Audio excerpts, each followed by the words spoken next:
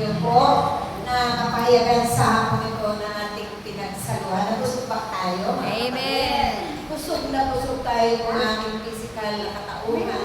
Sa hapon ito ay binusog ni Amang Yahweh. Meron pa, Ay yung natin sa song. Espiritu. Dalawa ang joy Napunusuno ng kagalahan, biyaya ng pag-iibigan sa isa't isa.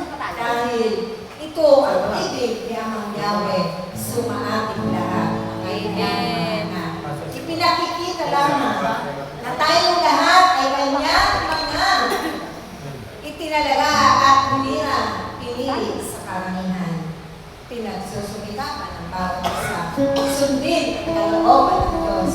Kaya ito ang naging bunga ng ating mga pagtitiis, paghihirap, pagtitiyaga sa pagdalo at sa pamamagitan ng kanyang mga halagang ipinagutos na panunod tayo sa ating mga buhay.